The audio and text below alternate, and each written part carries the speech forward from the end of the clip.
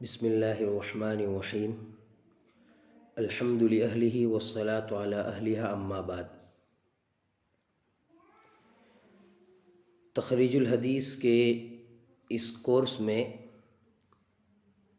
کتب کے ذریعے تخریج کرنے کے جو 6 طریقے تھے، اس میں سے پہلا جو طریقہ تھا وہ طریقہ مکمل کتب کے تعارف کے ساتھ ساتھ مکمل طریقہ تخریج کی تفصیل کے ساتھ بحمد اللہ پورا ہو چکا ہے اور وہ اسباق مکمل ہو چکے ہیں۔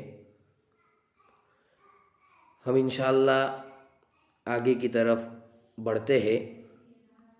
کتب کے ذریعے تخریج کا جو دوسرا طریقہ تھا اس طریقے کو سمجھیں گے۔ جیسے کہ آپ حضرات کو نظر آ رہا ہے، پہلا طریقہ تھا حدیث کے راوی اعلیٰ یعنی صحابی یا تابعی کے نام کے ذریعے تخریج کرنا۔ اس کو ہم نے مفصل سمجھ لیا۔ ان میں کل 4 طرح کی کتب تھی: کتب المسانید، کتب المعاجم، کتب الاطراف اور تراجم صحابہ کے متعلق کتابیں، جس میں مترجم لہم کی روایات بھی ذکر کی جاتی ہیں۔ آج کے اس سبق میں اور انشاءاللہ ہم دوسرے طریقوں کو سمجھیں گے۔ چنانچہ دوسرا جو طریقہ ہے، حدیث میں پائے جانے والے کلمات غریبہ یا کلمات مہمہ کے ذریعے تخریج کرنا۔ اس طریقے کے ذریعے حدیث کی تخریج کرنے والے کے لیے ضروری ہوتا ہے کہ وہ حدیث میں پائے جانے والے کلمات غریبہ یا کلمات مہمہ سے واقف ہو۔ کلمات غریبہ جیسے آپ حضرات دیکھ سکتے، اس میں نے وضاحت کر لی ہے۔ کلمات غریبہ وہ کلمات جو مشکل اور قلیل الاستعمال ہو، اور کلمات مہمہ وہ کلمات جن کے ذریعے پوری حدیث کا مضمون سامنے آ جائے۔ ان کلمات کو لے کر طالب علم ان کتب کی طرف رجوع کرے جن کتب کو کلمات غریبہ یا کلمات مہمہ کی ترتیب پر مرتب کیا گیا ہے، تو انشاءاللہ ان کتب میں وہ احادیث کو پائے گا۔ یہ جو دوسرا طریقہ ہے، اس دوسرے طریقے میں خصوصی طور پر جو ہمارے لیے مد نظر رکھنے والی چیز ہے وہ یہ ہے کہ کسی بھی حدیث کے جملہ کلمات میں ہم غور کریں گے، ان میں سے کلمات غریبہ کو الگ کریں گے، کلمات مہمہ کو الگ کریں گے، اور ان کو مد نظر رکھتے ہوئے روایات کو تلاش کرنا ہے تو کیسے کریں گے۔ مثال کے طور پر رسول اللہ صلی اللہ علیہ وسلم کی ایک حدیث ہے: من کذب علی متعمدا فلیتبوأ مقعدہ من النار۔ اب اس میں جو کلمات مہمہ ہے وہ ہے مثلا کذب، اسی طرح ہے متعمد، پھر اسی طرح ہے یتبوأ، اسی طرح مقعد کا لفظ، نار کا لفظ، یہ سب کلمات مہمہ اور کلمات غریبہ ہے۔ اب ان کلمات کو مد نظر رکھتے ہوئے روایات کو تلاش کرنا ہے تو کیسے کریں گے؟ اس کے لیے یہ تخریج حدیث کا دوسرا طریقہ ہم کو سمجھنا ہے۔ چنانچہ یہ جو کلمات غریبہ اور کلمات مہمہ کو لے کر جن کتب کو ترتیب دیا گیا ہے وہ کتب 2 طرح کی ہے۔ جیسے آپ دیکھ سکتے ہیں یہاں پر، حدیث میں پائے جانے والے کلمات غریبہ یا کلمات مہمہ کے ذریعے تخریج کرنا، اس کو 2 کتب میں تقسیم کر دیا گیا ہے: کتب غریب الحدیث، کتب المعاجم والفہارس۔ اس میں سے آج کے اس سبق میں انشاءاللہ کتب غریب الحدیث کے متعلق سمجھنا ہے۔ چنانچہ یہ جو کتب غریب الحدیث ہے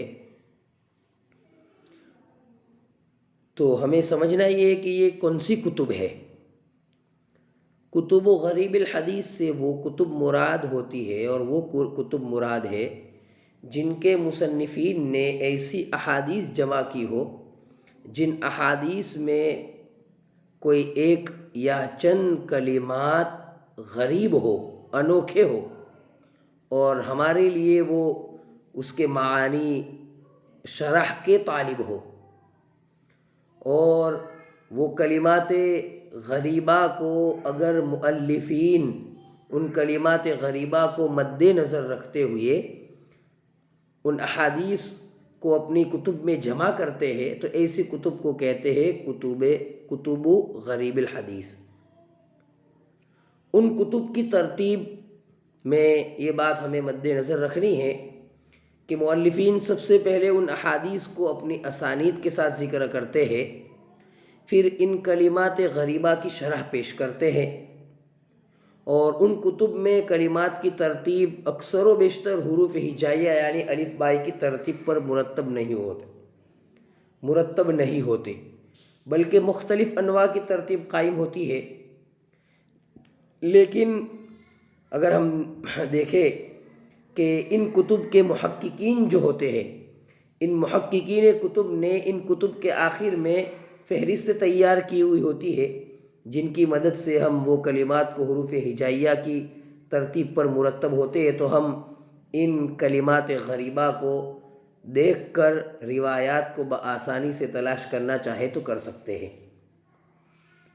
تو کتب غریب الحدیث سے مراد، پھر سے میں بتلا دوں، وہ کتب مراد ہے جن کے مصنفین نے ایسی احادیث جمع کی ہو جن احادیث میں کوئی ایک کلمہ غریب ہو یا چند کلمات غریب ہو جو شرح کے محتاج ہو، تو ایسی کتب کو کتب غریب الحدیث کہتے ہیں۔ نفس غریب الحدیث کس کو کہتے ہیں؟ نفس غریب الحدیث متن میں پائے جانے والے ان مشکل الفاظ کو کہتے ہیں جن کا معنی اور مراد واضح نہ ہو، یا تو لفظ کے قلیل الاستعمال ہونے کی وجہ سے یا مختلف معانی کا احتمال رکھنے کی وجہ سے۔ اس کی مثالیں انشاءاللہ ہم جب اجرا کریں گے تو ہمارے سامنے آئے گی، بس ہمیں یہ یاد رکھنا ہے کہ غریب الحدیث متن میں پائے جانے والے ان مشکل الفاظ کو کہتے ہیں جن کا معنی واضح نہ ہو۔ یہ جو کتب غریب الحدیث ہے اس کے ماتحت آپ دیکھ سکتے ہیں سامنے ورق میں 4 کتاب کا نام ذکر کیا گیا ہے۔ آج کے اس سبق میں ہمیں پہلے نمبر کی جو کتاب ہے اس کے متعلق سمجھنا ہے۔ پہلے نمبر کی جو کتاب ہے غریب الحدیث للامام ابی عبید الہروی ثم البغدادی، متوفی سن ہجری 224، یہ جو کتاب ہے اس کے متعلق، اس میں والآثار کا لفظ بڑھا ہوا آپ کو نظر آئے گا، یہ والآثار نہیں ہے، چونکہ تخریج الحدیث نشأتہ و منہجیتہ میں ویسا لکھا تھا غریب الحدیث والآثار، تو میں نے اس میں لکھ لیا، لیکن بعد میں جب مراجعات کی گئی اس کتاب کی تو پتہ چلا کہ اصل نام تو اس کا غریب الحدیث ہی ہے۔ اس کتاب کے تعارف میں ہمیں ترتیب وار کچھ چیزوں کو سمجھنا ہے۔ نمبر 1 پر مصنف کا نام، نمبر 2 پر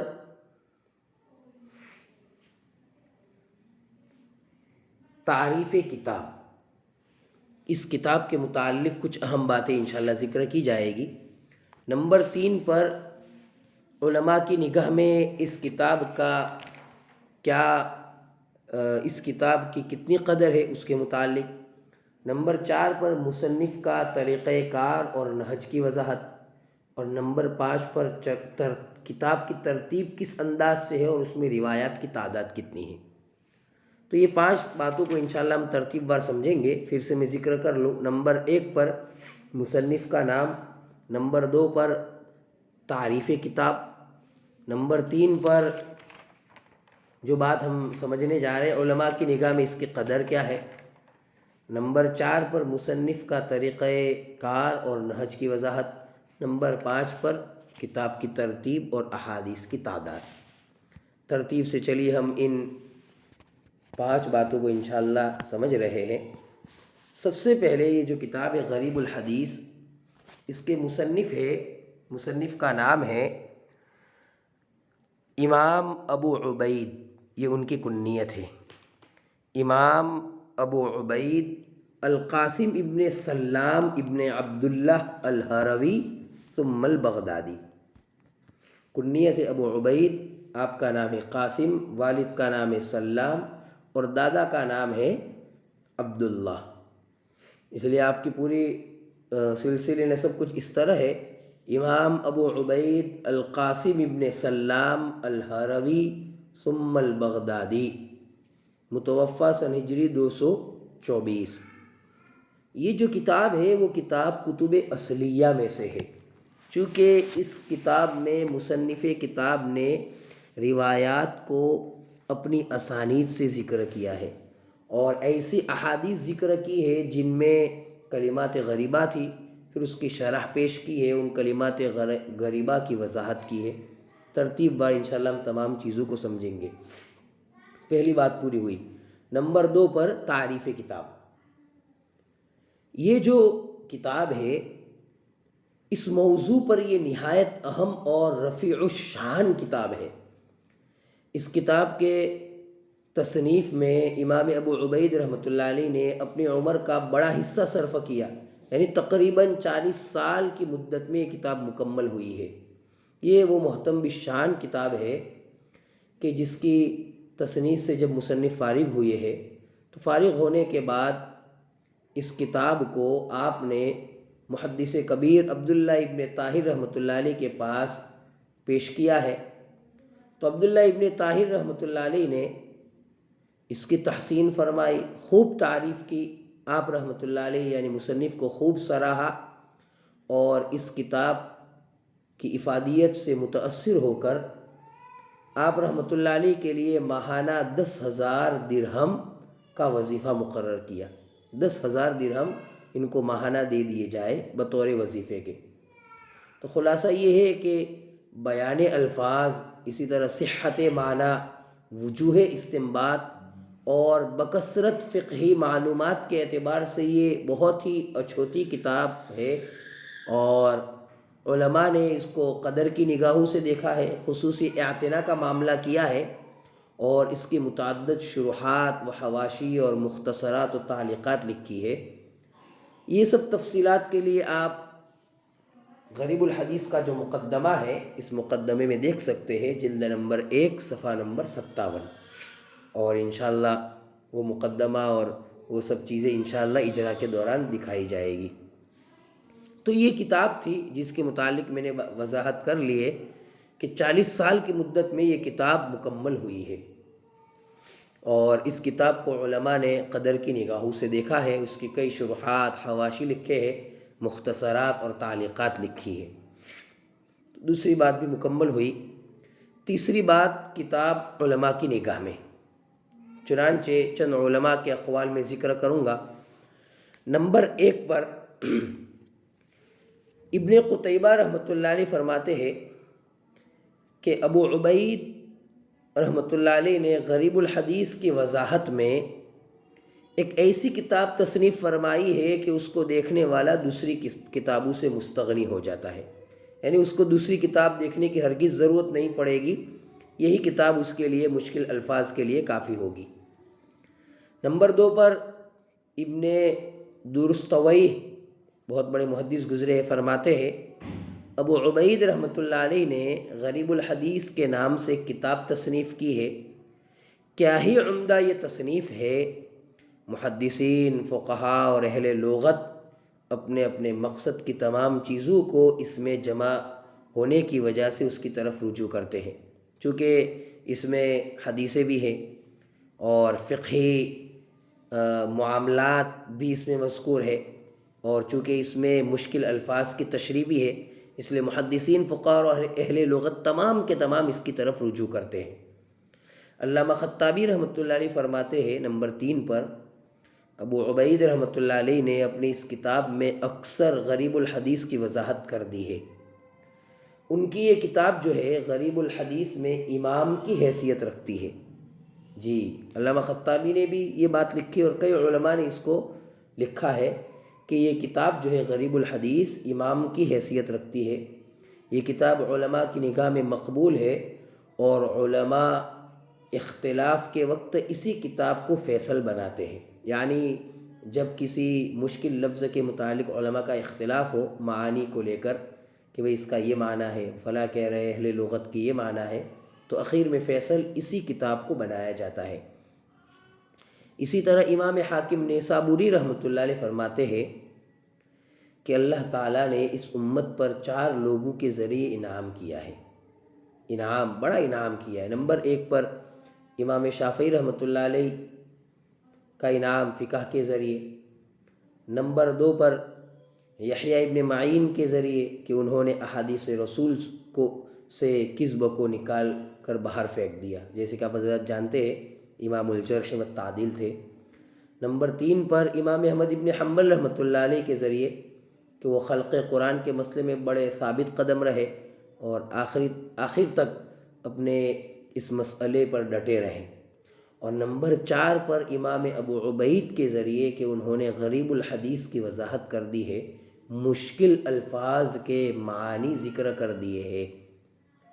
تو یہ چند علماء اور محدثین حضرات تھے جن کے اقوال میں نے آپ حضرات کے سامنے پیش کر دیے، جن کے نزدیک اس کتاب کی بڑی اہمیت تھی۔ تیسری بات بھی پوری ہوئی۔ چوتھی بات مصنف کا طریقہ کار اور نہج کی وضاحت۔ جیسے کہ آپ حضرات جانتے ہیں کہ محدثین جب اپنی کتب میں احادیث ذکر کرتے ہیں اور درج کرتے ہیں، روایت کرتے ہیں، تو ہر ایک کی کچھ نہ کچھ نہج ہوتا ہے، انداز ہوتا ہے۔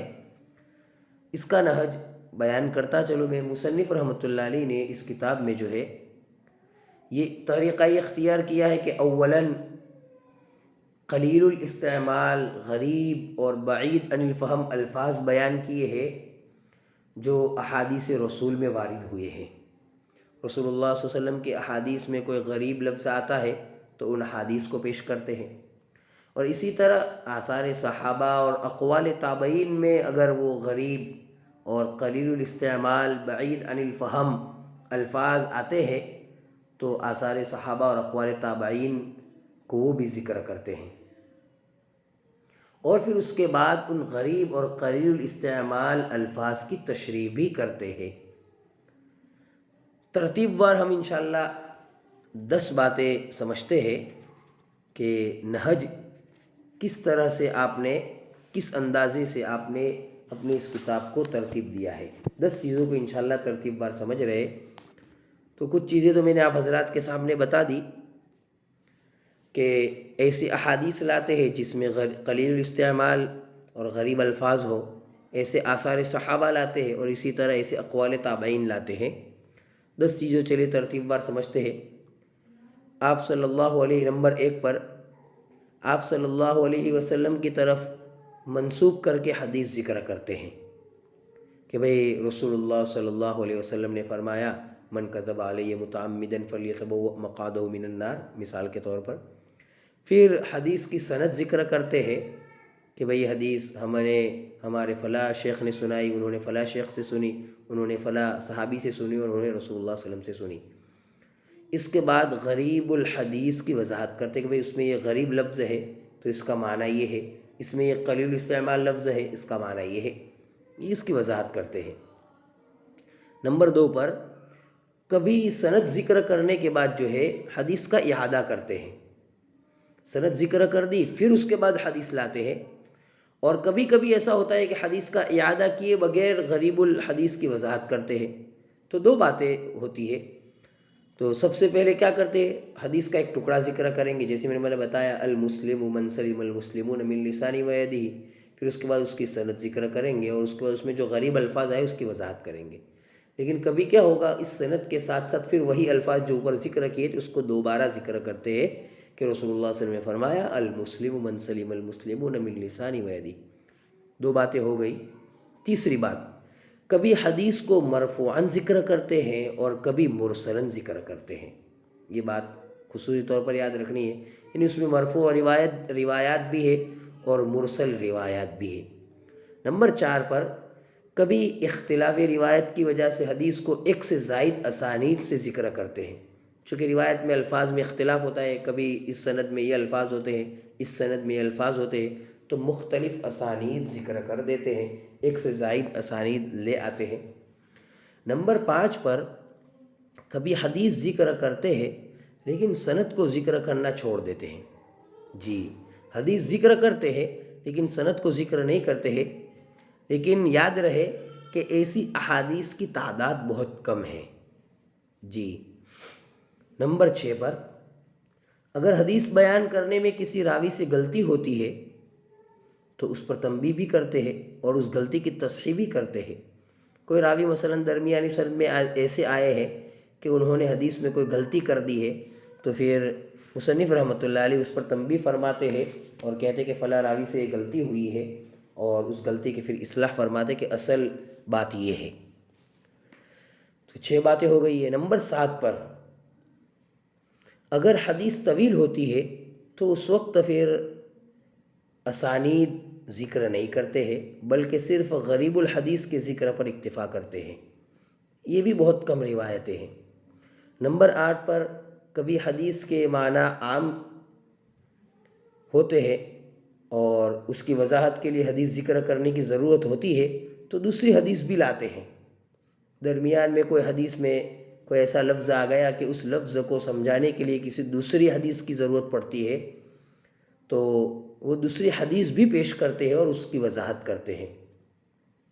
نمبر 9 پر امام ابو عبید رحمۃ اللہ علیہ نے غریب الحدیث کی وضاحت کے لیے مکمل کوشش کی ہے۔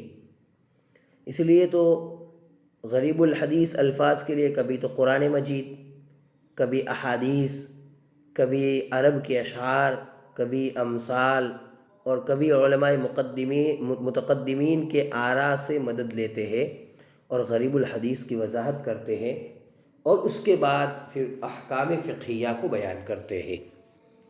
تو گویا کہ ترتیب میں یہ ہو گیا کہ پہلے حدیث کا ٹکڑا ہوگا، اس کے بعد سند ہوگی، غریب الفاظ ہوں گے اور اس کی وضاحت ہوگی، اور اس کی وضاحت میں کبھی تو اشعار ہوں گے، کبھی امثال ہوں گے، کبھی دوسری حدیث ہوگی، کبھی قرآن کی آیتیں ہوگی، اور اس کے بعد اخیر میں احکام فقہیہ ہوتی ہے۔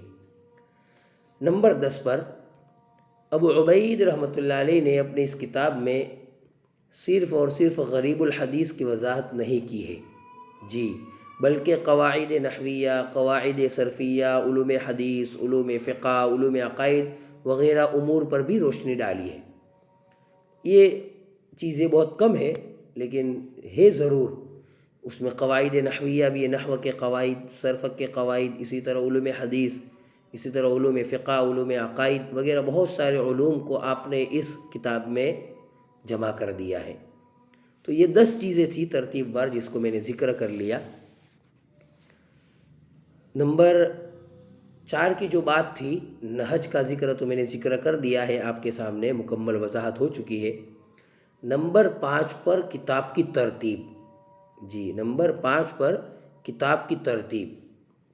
کتاب کی ترتیب اس انداز سے ہے کہ اولاً ابتدا میں رسول اللہ صلی اللہ علیہ وسلم کی مرفوع احادیث اور متصل السند احادیث بیان کرتے ہیں، اور اس کی تعداد ہے 540۔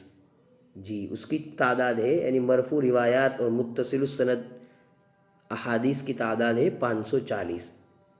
اس کے بعد ثانیاً آثار صحابہ کو ذکر کیا ہے۔ نمبر 3 پر تابعین سے مروی اقوال کو ذکر کیا ہے اور بیان کیا ہے، اور چوتھے نمبر پر ایسی احادیث ذکر کی ہے جن کے اصحاب اور جن کے نقل کرنے والے غیر معروف تھے۔ ایسی احادیث بھی ذکر کی ہے کہ جن کے روایت کرنے والے جو حضرات تھے وہ معلوم نہیں تھے، لیکن ایسی احادیث بھی لائے ہیں۔ اس کی تعداد بہت کم ہے، تقریباً 5 روایات ہے، ایسی زیادہ نہیں ہے، 5 روایات ایسی ہے کہ جن کے روایت کرنے والے صحابی غیر معروف تھے۔ خلاصہ یہ ہے کہ 4 طرح سے ہمیں اس میں ترتیب ملے گی۔ نمبر 1 پر مرفوع روایات جس کی تعداد ہے 540، نمبر 2 پر آثار صحابہ، نمبر 3 پر تابعین کے اقوال، نمبر 4 پر غیر معروف صحابہ کی روایات جس کی تعداد ہے 5۔ اور اخیر میں بات جو مجھے بتانی تھی وہ یہ ہے کہ پوری کتاب میں بیان کردہ احادیث و آثار کی جو تعداد ہے وہ 1100 ہے، 1100۔ 1100 روایات کی تعداد ہے اس میں، اور ان 1100 احادیث ایسی ہے جو بہت ہی غریب ہے اور اس میں بہت ہی مشکل الفاظ ہے، اور ان مشکل الفاظ کی آپ رحمۃ اللہ علیہ نے اس میں وضاحت کی ہے۔ تو یہ مختصر سا تعارف تھا جو میں نے آپ حضرات کے سامنے پیش کر لیا ہے۔